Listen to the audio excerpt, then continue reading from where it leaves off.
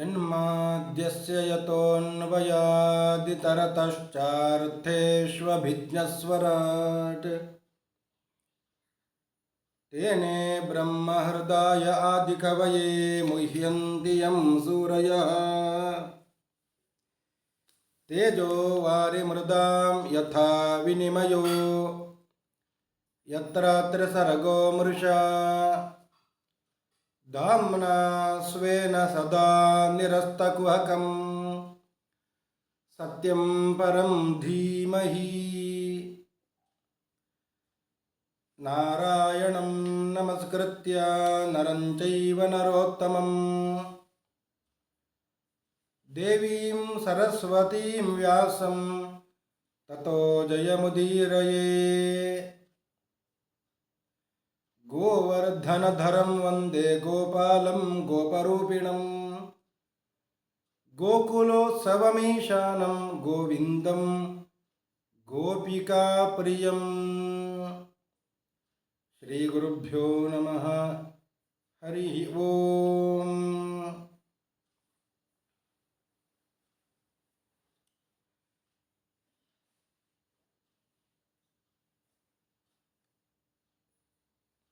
ಜನ್ಮಾದ್ಯಸ್ಯ ಯತಃ, ಯಾರ ಹುಟ್ಟು ಸಾವು ಅದೆಲ್ಲವೂ ಕೂಡ ಭಗವಂತನಿಂದ ಆಗುವಂಥದ್ದು. ಅದು ಭಾಗವತದಲ್ಲಿ ನಮಗೆ ಕಾಣುತ್ತದೆ. ಅಶ್ವತ್ಥಾಮಾಚಾರ್ಯರು ಪಾಂಡವರ ವಂಶ ನಿರ್ವಂಶ ಆಗಬೇಕು ಅಂತ ಹೇಳಿ ಉತ್ತರೆಯ ಗರ್ಭಕ್ಕೆ ಬ್ರಹ್ಮಾಸ್ತ್ರವನ್ನು ಪ್ರಯೋಗ ಮಾಡಿದ್ದರೆ ಕೃಷ್ಣ ಬಂದು ಅದನ್ನು ರಕ್ಷಣೆ ಮಾಡಿದ.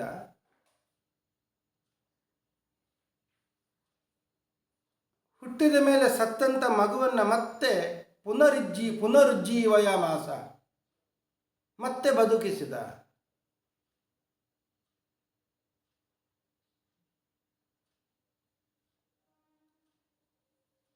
ದೇವರ ಇಚ್ಛೆ ಇದ್ದರೆ ಎಲ್ಲವೂ ನಡೀತದೆ. ದೇವರ ಇಚ್ಛೆ ಇಲ್ಲ ಅಂದರೆ ಯಾವುದೂ ನಡೆಯುವುದಿಲ್ಲ.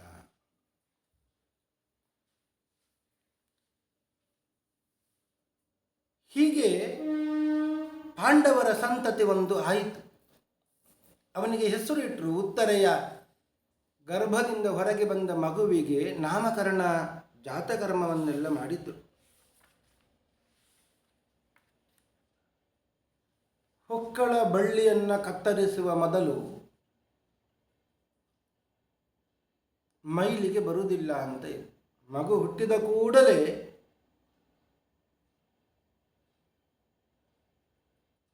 ಮೈಲಿಗೆ ಇಲ್ಲ.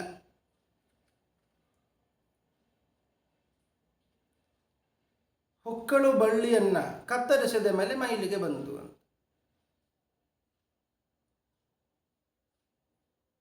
ಆ ಸಮಯದಲ್ಲಿ ದಾನ ಧರ್ಮಾದಿಗಳನ್ನೆಲ್ಲ ಮಾಡಿದ್ರು ಅಂತ. ಜಾತಕರ್ಮ ಸಂಸ್ಕಾರ ಆಯಿತು. ನಂತರದಲ್ಲಿ 11ನೇ ದಿವಸ ನಾಮಕರಣ ಕೂಡ ಆಯಿತು. ನಾಮಕರಣ ಏನು ಮಾಡಿದ್ರು ಅಂದರೆ 2 ನಾಮ ಬಂತು. ಒಂದು ಪರೀಕ್ಷಿತ, ಇನ್ನೊಂದು ವಿಷ್ಣುರಾತ ಅಂತ. ವಿಷ್ಣುವಿನಿಂದ ರಕ್ಷಿಸಲ್ಪಟ್ಟವ.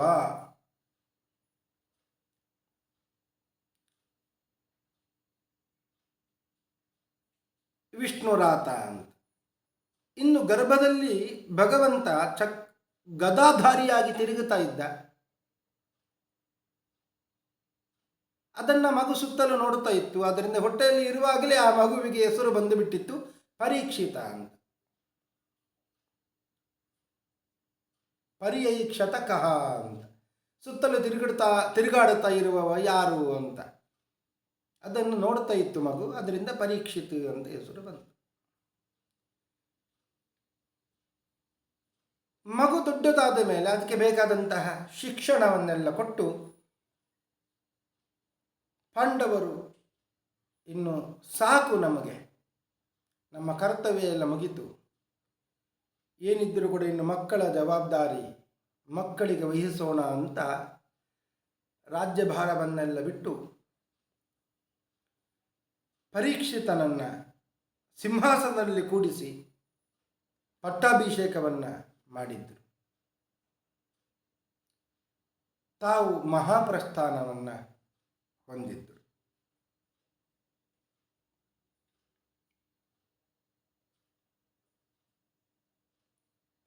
ಪರೀಕ್ಷಿತ ಆದರೂ ತಮ್ಮ ಅಜ್ಜಂದಿರ ತಂದೆಯ ಆದರ್ಶವನ್ನು ಇಟ್ಟುಕೊಂಡು ಒಳ್ಳೆಯ ರೀತಿಯಿಂದ ಬ್ರಹ್ಮಜ್ಞಾನಿಗಳ ಮಾರ್ಗದರ್ಶನದಲ್ಲಿ ರಾಜ್ಯಭಾರವನ್ನು ಮಾಡಿದ. ತತಃ ಪರೀಕ್ಷಿತ್ ದ್ವಿಜವರ್ಯ ಶಿಕ್ಷಯ ಮಹೀಂ ಮಹಾಭಾಗವತ ಶಶಾಸಃ ಯಥಾ ಹಿ ಸೂತ್ಯಾಮಭಿಜಾತ ಕೋವಿದಾಃ ಸಮಾದಿಶನ್ ವಿಪ್ರ ಮಹದ್ಗುಣಸ್ತಥಾ.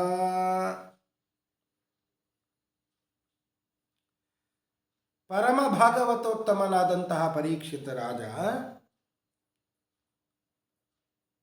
ದ್ವಿಜವರ್ಯ ಶಿಕ್ಷಯ, ಬ್ರಹ್ಮಜ್ಞಾನಿಗಳ ದ್ವಿಜರ ವೇದಜ್ಞರ ಮಾರ್ಗದರ್ಶನದಂತೆ ಮಹೀಂ ಶಶಾಸ ಚೆನ್ನಾಗಿ ಪರಿಪಾಲನೆ ಮಾಡಿದ.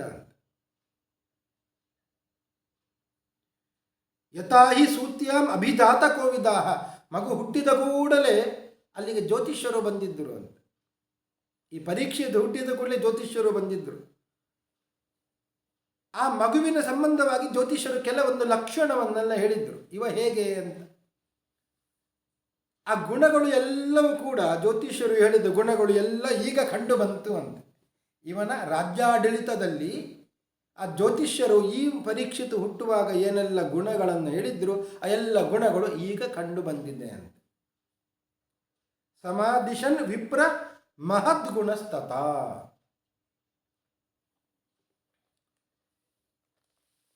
ಮದುವೆ ಕೂಡ ಮಾಡಿದ್ರು, ಮಕ್ಕಳು ಕೂಡ ಆದ್ರು. ಸೌತ್ತರಸ್ಯ ತನಯಾಂ ಉಪಯೇಮ ಇರಾವತೀಂ ಜನಮೇಜಯಾದೀಂ ಚತುರಸ್ತಸ್ಯಾಂ ಉತ್ಪಾದಯತ್ ಸುತಾನಿ.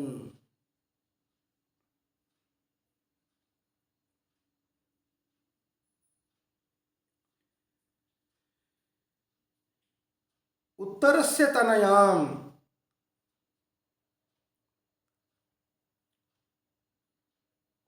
ಉತ್ತರ ಕುಮಾರ ತಾಯಿಯ ಸಹೋದರ, ಅವನ ಮಗಳು ಇರಾವತಿ ಅಂತ. ಆ ಇರಾವತಿಯನ್ನು ಕೊಟ್ಟು ಪರೀಕ್ಷಿತನಿಗೆ ಮದುವೆ ಮಾಡಿದರು.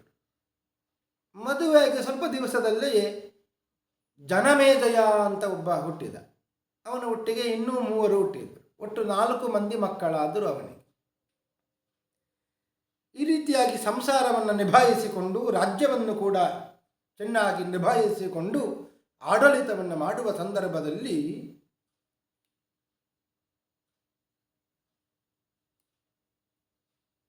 ಒಬ್ಬ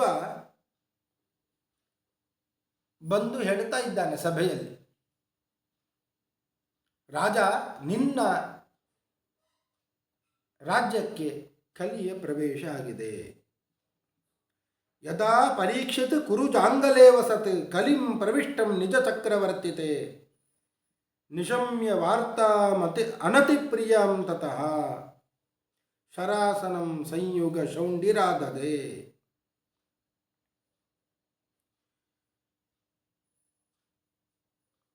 ಕುರುಜಾಂಗಲ ಪ್ರದೇಶದಲ್ಲಿ ಚಕ್ರವರ್ತಿಯಾಗಿದ್ದ ಪರೀಕ್ಷಿತನಿಗೆ ಯಾರೋ ಒಬ್ಬ ಬಂದು ಹೇಳಿದ, ನಿನ್ನ ರಾಜ್ಯಕ್ಕೆ ಕಲಿ ಪ್ರವೇಶ ಆಗಿದೆ. ಇದನ್ನು ಕೇಳಿದ ಪರೀಕ್ಷಿತ ರಾಜನಿಗೆ ದುಃಖ ಆಯಿತು. ಆದರೂ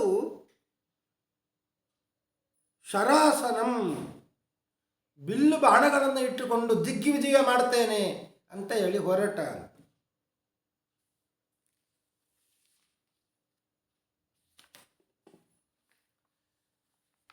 ಸುಮಾರು ದೂರ ಹೋದ ಮೇಲೆ ಒಂದು ದೃಶ್ಯವನ್ನು ಕಂಡ. ಎಂತಹ ದೃಶ್ಯ ಅದು!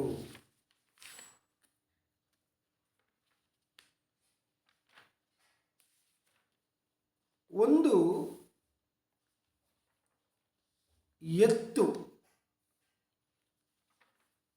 ಅದು 3 ಕಾಲುಗಳನ್ನು ಕಳ್ಕೊಂಡಿದೆ, ಒಂದು ಕಾಲು ಮಾತ್ರ ಉಳಿದಿದೆ. ಆ ಎತ್ತಿನ ಮುಂದೆ ಒಂದು ಹಸು ಅದನ್ನು ನೋಡಿ ಅಳುತ್ತಾ ಇದೆ.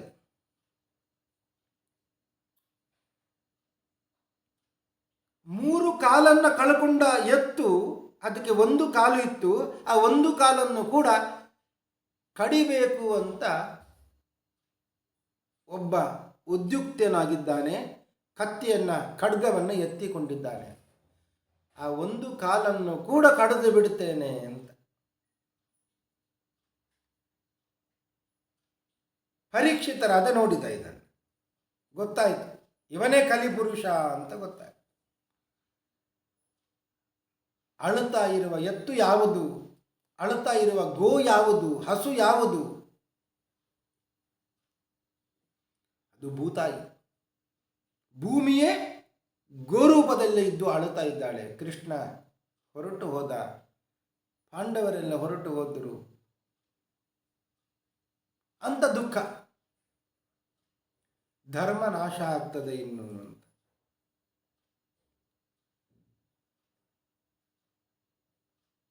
ಅಳುತ್ತಾ 3 ಕಾಲುಗಳನ್ನು ಕಳ್ಕೊಂಡು ಇನ್ನೊಂದು ಕಾಲನ್ನು ಕೂಡ ಕಳ್ಕೊಳ್ಬೇಕು ಅಂತ ಅಂತಹ ಪರಿಸ್ಥಿತಿಯಲ್ಲಿ ಇರುವಂಥ ಎತ್ತು ಯಾವುದು ಅಂದರೆ ಅದು ಧರ್ಮ. ಧರ್ಮವೇ ಎತ್ತಿನ ರೂಪದಲ್ಲಿ ಇದೆ. ಇರುವ ಒಂದು ಕಾಲನ್ನು ಕೂಡ ಕಡಿಬೇಕು ಅಂತ ಖಡ್ಗವನ್ನೇ ಎತ್ತಿದ್ದಾನೆ, ಅವನೇ ಕಲಿಪುರುಷ. ಇದು ಗೊತ್ತಾಯಿತು ಪರೀಕ್ಷಿತರಾದನಿಗೆ. ಎತ್ತಿಗೆ, ಆ ಎತ್ತು ಧರ್ಮದ ರೂಪದಲ್ಲಿ ಇರುವಂಥದ್ದು. ಧರ್ಮವೇ ಎತ್ತಾಗಿ ಬಂದಿದೆ. ಧರ್ಮಕ್ಕೆ 4 ಕಾಲು, 4 ಪಾದ. 4 ಪಾದಗಳಲ್ಲಿ 3 ಪಾದ ಕಳೆದು ಹೋಗಿದೆ. ಇನ್ನು ಇರುವುದು ಒಂದೇ ಒಂದು ಪಾದ. ತಪಶೌಚಂ ದಯಾ ಸತ್ಯಂ, 4 ಪಾದಗಳು. ತಪಃ, ಶೌಚಂ, ದಯಾ, ಸತ್ಯಂ ಅಂತ. ಒಂದು ತಪಸ್ಸು, ಇನ್ನೊಂದು ಶೌಚ, ಇನ್ನೊಂದು ದಯೆ, ಇನ್ನೊಂದು ಸತ್ಯ ಅಂತ. ಅಧರ್ಮಾಂ ಶೈಸ್ತ್ರಯೋ ಭಗ್ನಾ ಸ್ಮಯ ಸಂಗಮದೈಸ್ತವ.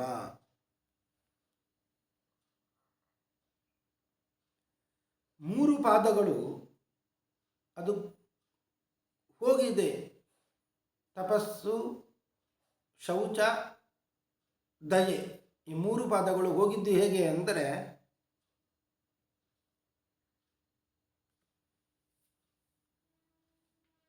ಅಹಂಕಾರದಿಂದ, ದುಷ್ಟ ಸಂಪರ್ಕದಿಂದ, ಹಿಂಸೆಯಿಂದ ಈ 3 ಪಾದಗಳನ್ನು ಕಳ್ಕೊಂಡು ಬಿಟ್ಟಿದೆ ಧರ್ಮ.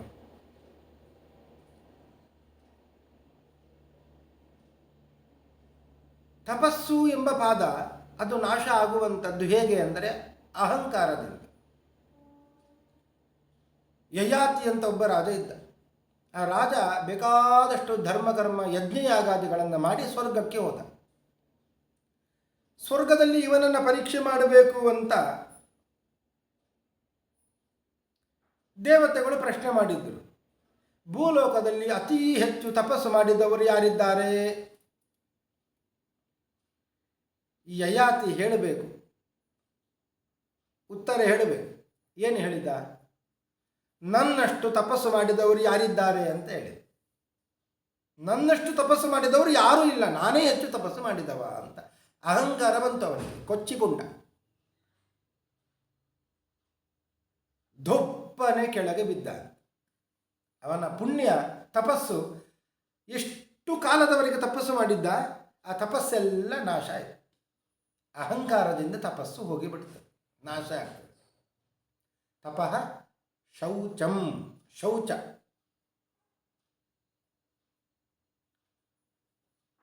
ಶೌಚವು ಕೂಡ ನಾಶ ಆಗೋದು ದುಷ್ಟ ಸಂಪರ್ಕದಿಂದ. ದುಷ್ಟ ಸಂಪರ್ಕ ಆಯಿತು ಅಂದರೆ ಶುದ್ಧತೆ ಹೋಗಿಬಿಡುತ್ತದೆ. ಒಬ್ಬ ಬ್ರಾಹ್ಮಣ ಕುಮಾರ ತಪಸ್ಸು ಮಾಡಬೇಕು ಅಂತ ಕಾಡಿಗೆ ಹೋದ.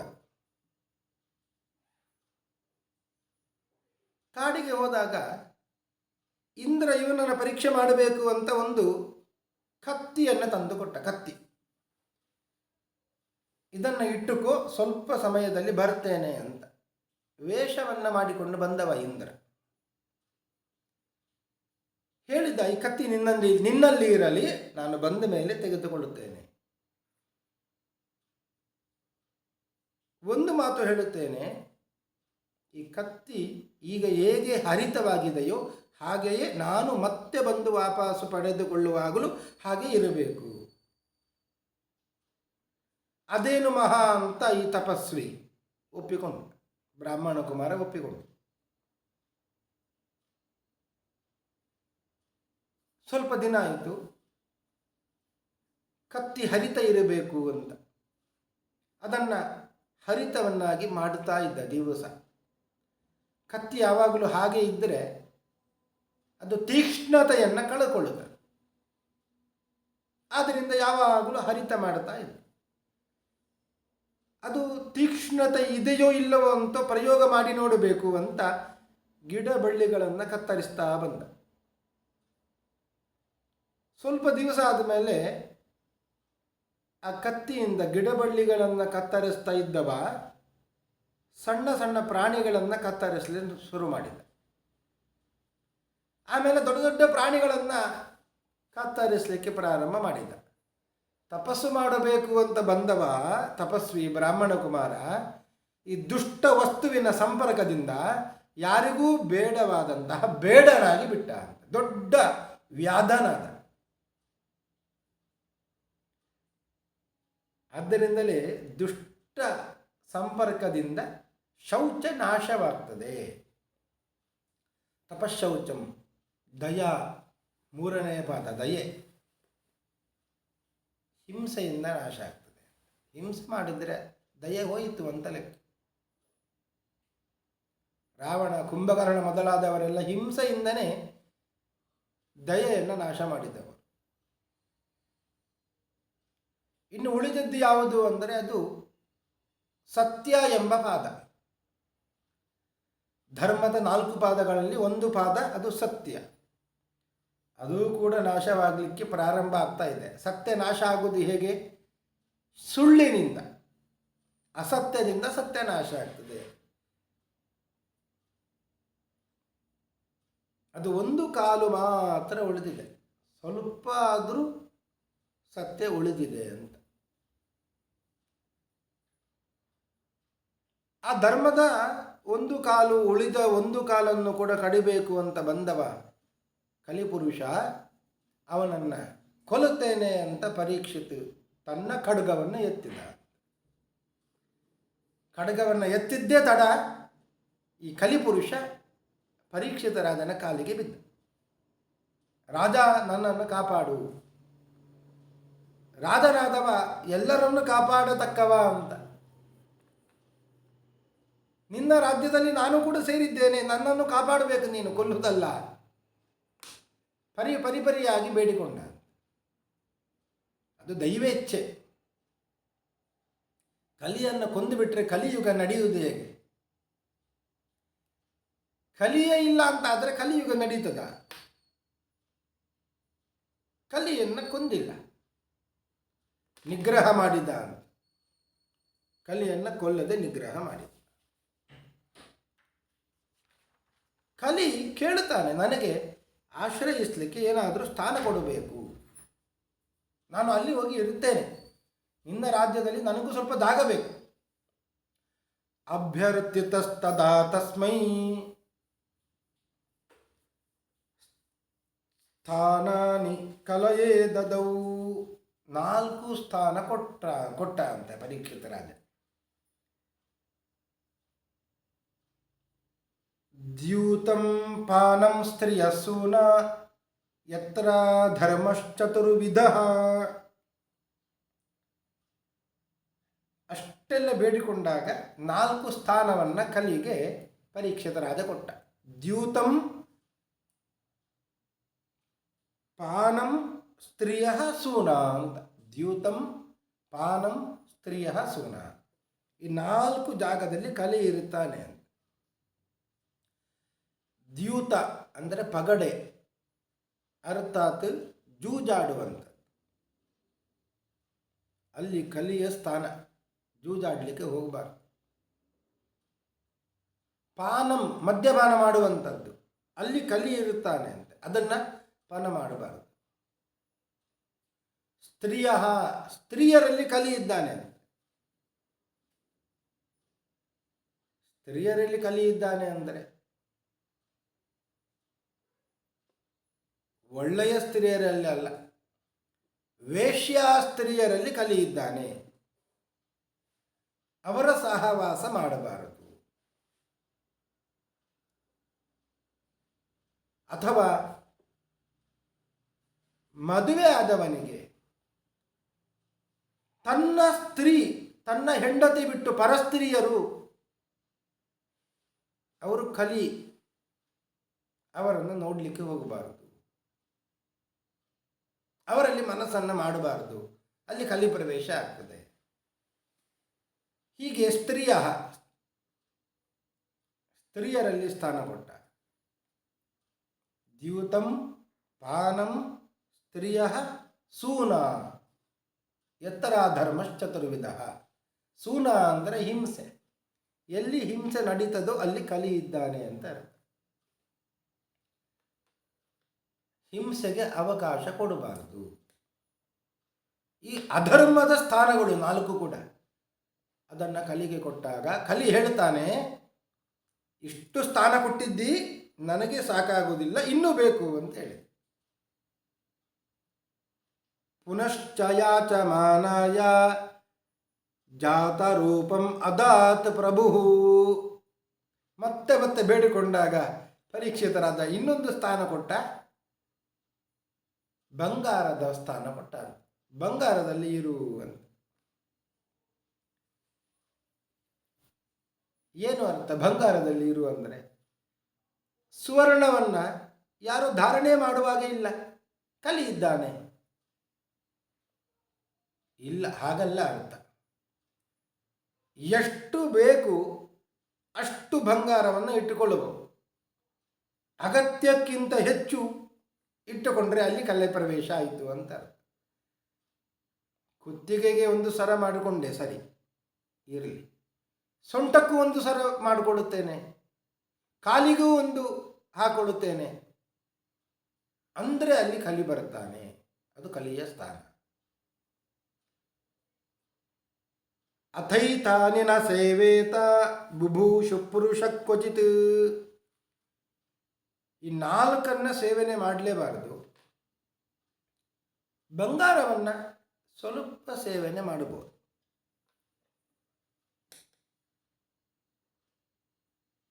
ಅತಿರೇಕೇಣ ನ ಸೇವೇತ, ಅತಿರೇಕವಾಗಿ ಸೇವನೆ ಮಾಡಬಾರ್ದು, ಅತಿರೇಕವಾಗಿ ಬಂಗಾರವನ್ನು ತೆಗೆದುಕೊಳ್ಳಬಾರದು.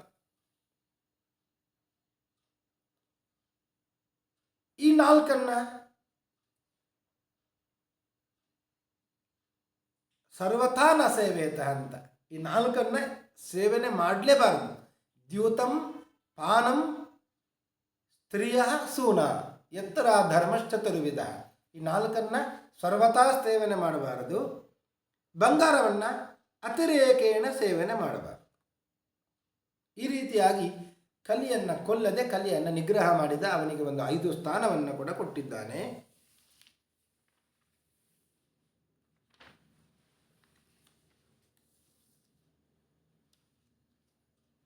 ಇಂತಹ ಪರೀಕ್ಷಿತ್ ಕಲಿಯನ್ನು ನಿಗ್ರಹ ಮಾಡಿದವ ಒಮ್ಮೆ ಬೇಟೆಗಾಗಿ ಕಾಡಿಗೆ ಹೋದ. ಬೇಟೆಗಾಗಿ ಕಾಡಿಗೆ ಹೋದಾಗ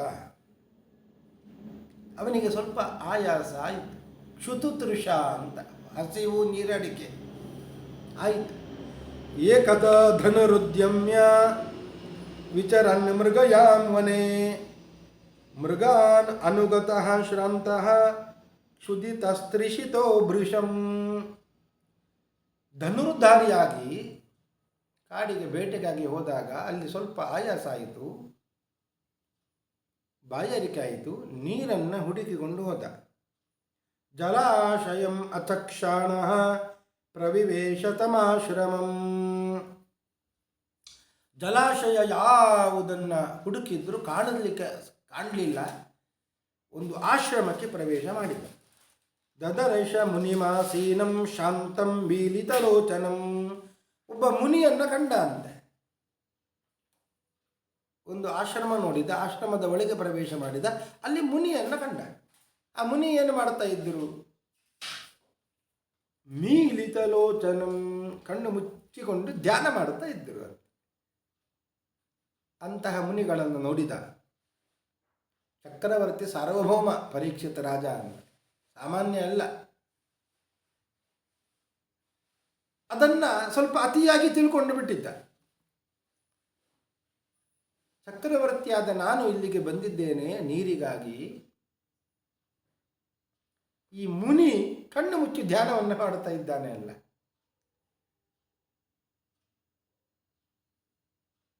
ಅಹಂಕಾರ ಬಂತು, ಮದ ಏರಿತು. ಏನು ಮಾಡಿದ? ತನ್ನ ಧನುಷ್ಕೋಟಿಯಿಂದ ಅಲ್ಲಿಯೇ ಒಂದು ಸತ್ತು ಬಿದ್ದ ಹಾವನ್ನು ತೆಗೆದುಕೊಂಡು ಆ ಪಾಪ ಋಷಿಗಳ ಕೊರಳಿಗೆ ಹಾಕಿದ, ಕುತ್ತಿಗೆಯಲ್ಲಿ ಹಾಕಿದ.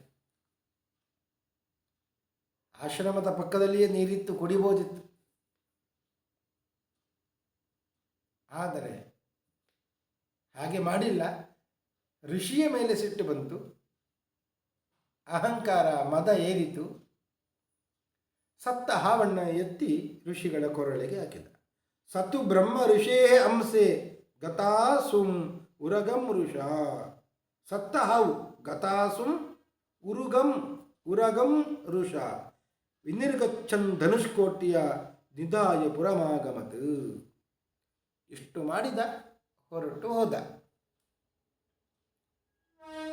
ಅಲ್ಲಿಂದ ಹೊರಟು ಹೋದ. ಎಂತಹ ಪಾಪವನ್ನು ಮಾಡಿದ ಪರೀಕ್ಷಿತ. ಇಷ್ಟು ಭಾಗವತೋತ್ತಮನಾದಂತಹ ಪರೀಕ್ಷಿತ ರಾಜ ಇಂತಹ ದುಷ್ಕಾರ್ಯ ಮಾಡಿದ ಅಲ್ಲ. ಅವ ದುಷ್ಕಾರ್ಯ ಮಾಡಿದ್ದರಿಂದಲೇ ನಮಗೆ ಭಾಗವತ ಸಿಕ್ಕಿತು.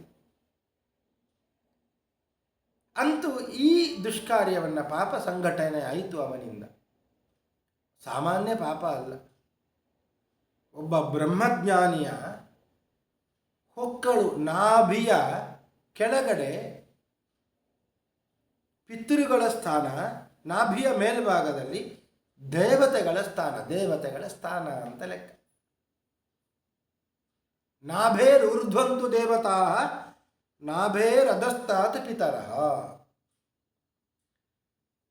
ಬ್ರಹ್ಮಜ್ಞಾನಿಯನ್ನು ಮನೆಗೆ ಕರೆದು ಆಸನವನ್ನು ಕೊಟ್ಟು ಪಾದ ಪ್ರಕ್ಷಾಳನೆಯನ್ನು ಮಾಡಿದರೆ ಪಿತೃಗಳಿಗೆ ಪ್ರೀತಿಯಾಗ್ತದೆ. ಹಾರವನ್ನು ಕುತ್ತಿಗೆಗೆ ಹಾಕಿ ತಿನ್ನಲಿಕ್ಕೆ ಉಣ್ಣಲಿಕ್ಕೆ ಏನಾದರೂ ಕೊಟ್ಟಿದ್ದು, ಅರ್ಘ್ಯಗಳನ್ನು ಕೊಟ್ಟಿದ್ದು ಅಂತಾದರೆ, ಗಂಧ ಪುಷ್ಪಾದಿಗಳನ್ನು ಕೊಟ್ಟಿದ್ದು ಅಂತಾದರೆ ದೇವತೆಗಳು ಸಂತೋಷ ಪಡ್ತಾರೆ. ಅಂತಹ ಬ್ರಹ್ಮಜ್ಞಾನಿಯ ಕುತ್ತಿಗೆಯಲ್ಲಿ ಸತ್ತ ಹಾವನ್ನು ಹಾಕಿದ ಅಂದರೆ ಏನು ಅರ್ಥ? ದೇವತೆಗಳಿಗೆ ಅವಮಾನ ಮಾಡಿದ ಅಂತ ಅರ್ಥ. ದೊಡ್ಡ ಪಾಪ ಸಂಘಟನೆ. ಅವ ಹೊರಟು ಹೋದ. ಈ ಋಷಿಗಳ ಮಗ ಬಂದ. ಆ ಋಷಿಗಳ ಹೆಸರು ಶಮೀಕ ಋಷಿಗಳು ಅಂತ. ಅವರ ಮಗನ ಹೆಸರು ಶೃಂಗಿ ಅಂತ. ಶೃಂಗಿ ಆಶ್ರಮಕ್ಕೆ ಬಂದವನೇ ಮೊದಲು ನೋಡಿದ್ದು ತನ್ನ ತಂದೆಯ ಕೊರಳಲ್ಲಿ ಒಂದು ಸತ್ತ ಹಾವು ಬಿದ್ದಿದೆ. ಇದು ಹೇಗೆ ಬಿತ್ತು? ಚೆನ್ನಾಗಿ ಜೋಡಿಸಿದ ಹಾಗೆ ಇದೆ. ಇದು ಯಾರೂ ಹಾಕಿರಬೇಕು ಅಂತ ಧ್ಯಾನವನ್ನು ಮಾಡಿ ಕಂಡುಕೊಂಡ. ಪರೀಕ್ಷಿತ ರಾಜ ಈ ಸತ್ತ ಹಾವನ್ನು ತನ್ನ ತಂದೆ ಕೊರಳಲ್ಲಿ ಹಾಕಿದ್ದಾನೆ ಅಂತ ಸಿಟ್ಟು ಬಂತು. ಕೌಶಿಕ್ಯಾಪ ಉಪಸ್ಪೃಶ್ಯ ವಾಗ್ವಜ್ರಂ ವಿಸಸರ್ಜ. ಕೌಶಿಕಿ ನದಿಯ ತೀರದಲ್ಲಿ ಆಚಮನವನ್ನು ಮಾಡಿದ ಅಂತ. ಅಲ್ಲಿಯೇ ಪಕ್ಕದಲ್ಲಿ ನೀರು ಹರಿತಾ ಇತ್ತು, ಕೌಶಿಕಿ ನದಿ. ಆಚಮನ ಮಾಡಿ ವಾಗ್ವಜ್ರವನ್ನು ಪ್ರಯೋಗಿಸಿದ, ಮಾತನ್ನಾಡಿದ. ಮಾತೆಂಬ ವಜ್ರವನ್ನು ಪ್ರಯೋಗ ಮಾಡಿದ. ಏನು ಅದು ಮಾತು? ಇತಿ ಲಂಘಿತ ಮರ್ಯಾದಂ ತಕ್ಷಕಃ ಸಪ್ತಮೇ ಹನಿ ದಂಕ್ಷ್ಯತಿ ಸ್ಮ ಕುಲಾಂಗಾರಂ ಚೋದಿತೋ ಮೇ ಪಿತೃದ್ರುಹಂ. ನನ್ನ ತಂದೆಗೆ ಅವಮಾನ ಮಾಡಿದ ಪರೀಕ್ಷಿತ ರಾಜ ಅವನನ್ನು ಇವತ್ತಿನಿಂದ 7ನೇ ದಿವಸದಲ್ಲಿ ತಕ್ಷಕ ಎಂಬ ಸರ್ಪ ಬಂದು ಕಚ್ಚಲಿ, ಅವ ಸಾಯಲಿ. ಎಂತಹ ಘೋರವಾದ ಶಾಪ! ವಾಗ್ವಜ್ರ, ವಜ್ರದಂತೆ ಇರುವ ಮಾತು. ಇವತ್ತಿನಿಂದ 7ನೇ ದಿವಸಕ್ಕೆ ಅವನಿಗೆ ತಕ್ಷಕ ಎಂಬ ಸರ್ಪ ಬಂದು ಕಚ್ಚಲಿ, ಅವ ಸಾಯಲಿ ಅಂತ ಶಾಪ ಕೊಟ್ಟ. ಶಾಪದ ಪ್ರಕ್ರಿಯೆ ಎಲ್ಲ ಮುಗಿತು. ತಂದೆ ಎಚ್ಚರ ಆದರು. ಕಣ್ಣು ಮುಚ್ಚಿಕೊಂಡು ಭಗವಂತನನ್ನು ಧ್ಯಾನ ಮಾಡುತ್ತಾ ಇದ್ದ ತಂದೆ, ಸಮಾಧಿ ಅವಸ್ಥೆಯಲ್ಲಿ ಇದ್ದ ತಂದೆ ಈಗ ಎಚ್ಚರಗೊಂಡರು. ತನ್ನ ಕೊರಳಲ್ಲಿ ಇದ್ದ ಸತ್ತ ಹಾವನ್ನು ತೆಗೆದು ಆ ಕಡೆ ಹಾಕಿದ್ರು. ಮಗ ಸಿಟ್ಟಿನಿಂದ ಬುಸುಗುಡುತ್ತಾ ಇದ್ದಾನೆ. ಅವನನ್ನು ನೋಡಿದ್ರು. ಯಾಕೆ, ಏನಾಯಿತು ಅಂತ ಕೇಳಿದ್ರು. ಅವ ಹೇಳಿದ, ನಿಮ್ಮ ಕುತ್ತಿಗೆಯಲ್ಲಿ ಸತ್ತ ಹಾವನ್ನು ಹಾಕಿದ್ದಾನೆ ಪರೀಕ್ಷಿತ ಎಂಬ ರಾಜ. ಘೋರವಾದ ಅನ್ಯಾಯ ಮಾಡಿದ, ಘೋರವಾದ ಶಾಪವನ್ನು ಕೊಟ್ಟೆ ಅಂತ ಹೇಳಿದ. ಎಂತಹ ಶಾಪ ಕೊಟ್ಟಿ? ಇವತ್ತಿನಿಂದ 7ನೇ ದಿವಸಕ್ಕೆ ಅವ ತಕ್ಷಕ ಸರ್ಪ ಕಚ್ಚಿ ಸಾಯಲಿ. ಯಾಕೆ? ಸರ್ಪವನ್ನು ನಿಮ್ಮ ಕೊರಳಲ್ಲಿ ಹಾಕಿದ್ದಾನಲ್ಲ, ಆದ್ದರಿಂದ ತಕ್ಷಕ ಎಂಬ ಸರ್ಪ ಬಂದು ಕಚ್ಚಲಿ ಅವನನ್ನು. ಆ ತಂದೆಗೆ ತುಂಬ ದುಃಖ ಉಂಟಾಯಿತು. ಎಂತಹ ಕೆಲಸ ಮಾಡಿಬಿಟ್ಟಿ ನೀನು? ಯಾರಿಗೆ ಶಾಪವನ್ನು ಕೊಟ್ಟಿದ್ದು ನೀನು? ಪಾಂಡವರ ವಂಶದ ಕುಡಿಯದು, ಕೃಷ್ಣನಿಂದ ರಕ್ಷಿಸಲ್ಪಟ್ಟಂತಹ ಕುಡಿಯದು. ಇಡೀ ರಾಜ್ಯ ಧರ್ಮದಿಂದ ಚೆನ್ನಾಗಿ ನಡೀತಾ ಇದೆ ಅಂದರೆ ಅದಕ್ಕೆ ಕಾರಣ ಅವ. ಏನೋ ಒಂದು ಗೊತ್ತಿದ್ದು ಪ್ರಾರಬ್ಧದಿಂದ ಮಾಡಿದ್ದಾನೆ. ಮಾಡಿದ್ದಾದರೂ ಏನು? ಸತ್ತ ಹಾವು ಹಾಕಿದ್ದು ನನಗೆ ಏನು ಮಾಡುತ್ತದೆ ಆ ಸತ್ತ ಹಾವು? ಯಾಕೆ ಶಾಪ ಕೊಟ್ಟಿ ಅಂತ ಪರಿಪರಿಯಾಗಿ ಮಗನಿಗೆ ಹೇಳಿದ್ದರು. ಈ ವಿಷಯ ಅವನಿಗೆ ಗೊತ್ತಾಗಬೇಕು ಅಂತ ಹೇಳಿ ತನ್ನ ಶಿಷ್ಯಂದರನ್ನು ಕಳಿಸಿದ್ದರು. ಆ ಪರೀಕ್ಷಿತನಿಗೆ ಹೇಳಿ ಬನ್ನಿ, ಅಷ್ಟರಲ್ಲಿ ಏನಾದರೂ ಒಂದು ಸಾಧನೆ ಮಾಡಿ ಅವ. ಶಿಷ್ಯರು ಹೊರಟರು. ಪರೀಕ್ಷಿತರಾದ ದಾರಿಯಲ್ಲಿ ಬರುವಾಗ ಅವನಿಗೆ ಗೊತ್ತಾಯಿತು, ಸಿಟ್ಟು ಎಂಬುವಂಥದ್ದು ಎಷ್ಟೆಲ್ಲ ಅನಾಹುತಕ್ಕೆ ಕಾರಣ ಆಗ್ತದೆ. ಬಹಳ ಸಿಟ್ಟು ಬರ್ತದೆ, ಹೌದು. ಆ ಸಿಟ್ಟು ಬಂದಾಗ ಸಮಾಧಾನ ಪಡೆದುಕೊಳ್ಬೇಕು. ಏನೋ ಬೇಡವಾದ ಕಾರ್ಯವನ್ನು ಮಾಡಿಬಿಡ್ತೇವೆ ಸಿಟ್ಟು ಬಂದಾಗ. ಅದನ್ನು ಹೊಡೆದೆ, ಇವರಿಗೆ ಹೊಡೆದೆ, ಅವರಿಗೆ ಹೊಡೆದೆ ಅಂತ. ಸಿಟ್ಟು ಕ್ಷಣ ಮಾತ್ರ ಇಳಿತದೆ, ಇಳಿದ ಮೇಲೆ ಮತ್ತೆ ಪಶ್ಚಾತ್ತಾಪ ಆಗ್ತದೆ. ಹಾಗೆಯೇ ಪರೀಕ್ಷಿತನಿಗೂ ಕೂಡ ಸಿಟ್ಟು ಇಳಿತು. ದಾರಿಯಲ್ಲಿ ಬರುವಾಗ ಪಶ್ಚಾತ್ತಾಪ ಆಯಿತು ಅಂತ.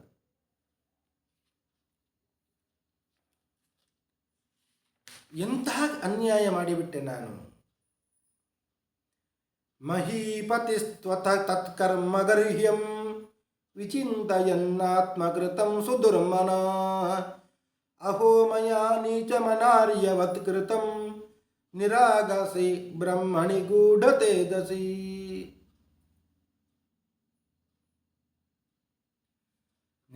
ನಿರಪರಾಧಿಯಾದಂತಹ ಸಾತ್ವಿಕ ಆ ಋಷಿಗಳ ಕೊರಳಲ್ಲಿ ಸತ್ತ ಹಾವನ್ನು ಹಾಕಿದೆನಲ್ಲ, ಎಂತಹ ನೀಚ ಕೃತ್ಯವನ್ನು ಎಸಗಿದೆ ನಾನು. ಇಂತಹ ನಿಂದನೀಯವಾದಂತಹ ಕೃತ್ಯ ಮಾಡಿದಲ್ಲ ಅಂತ ಪಶ್ಚಾತ್ತಾಪ ಆಯಿತು. ಇದಕ್ಕೆ ಸರಿಯಾದ ಶಿಕ್ಷೆ ನನಗೆ ಆಗಲಿ ಅಂತ ಹೇಳಿ ಅರಮನೆ ಪ್ರವೇಶ ಮಾಡಿದರು. ಮಾಡಿದ ತಪ್ಪಿಗೆ ಸರಿಯಾದ ಶಿಕ್ಷೆ ಆಗಲಿ ಅಂತ ಅಂದುಕೊಂಡ. ಆಗುದು ಆಗಿ ಹೋಯಿತು. ಮಾಡಿದ ಪಾಪಕ್ಕೆ ಸರಿಯಾದ ಶಿಕ್ಷೆ ಆಗಲಿ ಅಂತ ಅಂದುಕೊಂಡ. ಅಷ್ಟರಲ್ಲಿಯೇ ಶಿಷ್ಯರು ಬಂದರು. ಬಂದು ಹೇಳಿದರು, ನೀನು ಆಶ್ರಮಕ್ಕೆ ಬಂದು ಕೊರಳಿಗೆ ಸತ್ತಹವನ್ನು ಹಾಕಿದ ಋಷಿಗಳ ಪುತ್ರ ಶೃಂಗಿ ಎಂಬ ಋಷಿ ನಿನಗೆ ಶಾಪವನ್ನು ಕೊಟ್ಟಿದ್ದಾನೆ. ಇವತ್ತಿನಿಂದ 7ನೇ ದಿವಸಕ್ಕೆ ತಕ್ಷಕ ಎಂಬ ಸರ್ಪ ಬಂದು ನಿನ್ನನ್ನು ಕಚ್ಚುತ್ತಾನೆ, ನೀನು ಸಾಯಿತಿ. ಇಷ್ಟು ಹೇಳಿ ಹೊರಟು ಹೋದರು. ಪರೀಕ್ಷಿತನಿಗೆ ಸ್ವಲ್ಪವೂ ದುಃಖ ಆಗಲಿಲ್ಲ. ಹೌದಾ, ಒಳ್ಳೆಯ ಶಿಕ್ಷೆ ಕೊಟ್ಟಿದ್ದಾರೆ ದೇವರು. ನಾನು ಮಾಡಿದ ತಪ್ಪಿಗೆ ಸರಿಯಾದ ಶಿಕ್ಷೆಯನ್ನು ನನಗೆ ಕೊಟ್ಟಿದ್ದಾರೆ ದೇವರು ಅಂತ ತಿಳ್ಕೊಂಡಾನೆ. ಸರಿ, ಎಲ್ಲವನ್ನು ಬಿಡುತ್ತೇನೆ ಅಂತ ಹೇಳಿ ವೈರಾಗ್ಯ ಬಂತು. ಇನ್ನೇನು ಬೇಡ, ಇರುವ 7 ದಿವಸದಲ್ಲಿ ಸಾಧನೆ ಮಾಡುತ್ತೇನೆ ಅಂತ ಹೊರಟ. ಎಲ್ಲ ಜ್ಞಾನಿಗಳನ್ನು ಕರ್ಕೊಂಡು ಹೊರಟ.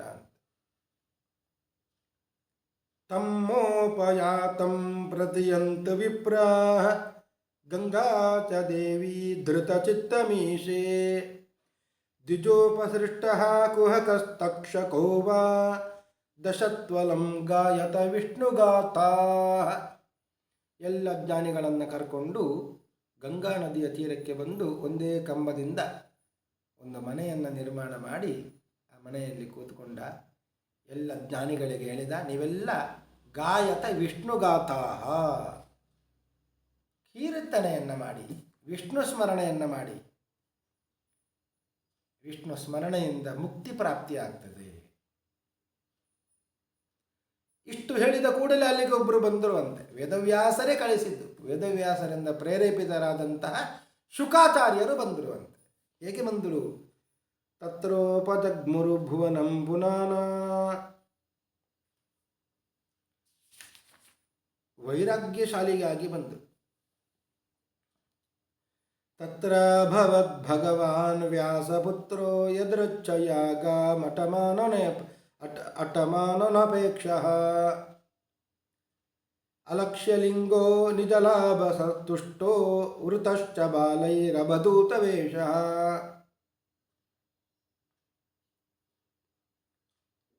ವ್ಯಾಸರ ಪುತ್ರರಾದಂಥ ಶುಕಾಚಾರ್ಯರು ಯದೃಚ್ಛಯ,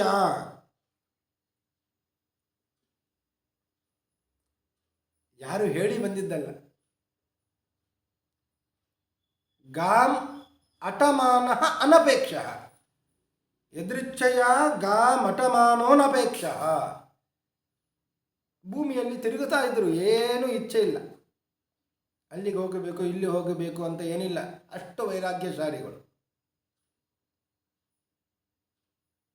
ಅಟಮಾನ ಅನಪೇಕ್ಷ, ಯಾವ ಅಪೇಕ್ಷೆಯಿಂದಲೂ ಕೂಡ ತಿರುಗುತ್ತಾ ಇದ್ದಿಲ್ಲ ಅವರು. ಅಷ್ಟು ವಿರಕ್ತ ಶಿಖಾಮಣಿಗಳು ಅವರು ಕಾಣಿಸಿಕೊಂಡ್ರು ಅಂತ. ಅವಧೂತ ವೇಷದಲ್ಲಿ ಇದ್ದು